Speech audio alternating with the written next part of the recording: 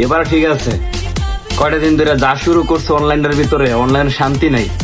আগে ফুল বেস তো এটাই ভালো ছিল, এখন ভাইরাল হওয়ার পরে মিডিয়া, তারপরে এই ফুল বিক্রেতার কারণে শান্তি নাই অনলাইনের ভিতরে। দেখছেন আপুরা ভাইয়ারা, মানুষের পরিবর্তন আসলে যত্ন করলে মরা গাছেও ফুল ফুটে। আর ও তো আসলে, আমি তো একজনকে হয়তো বা খুশি করতে পারবো, 100 জনকে খুশি করার জন্য যদি আল্লাহ আমাকে তৌফিক দিত হয়তো বা করতে পারতাম। আর সামান্য একটা ভুলের কারণে আপনারা আমাকে অনেক কথা বলেছেন, তাতে আমার কোনো দুঃখ নাই, আলহামদুলিল্লাহ। কয়টা দিন ধরে অনলাইনের ভিতরে শান্তি নাই, যা শুরু করছে এরা, এদের কারণে অনলাইনের ভিতরে একদম ঢুকাই যায় না।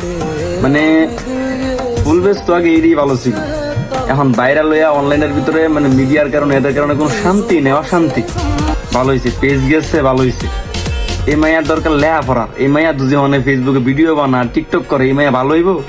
এই মাইয়া তেন্দর হয়ে যাইব।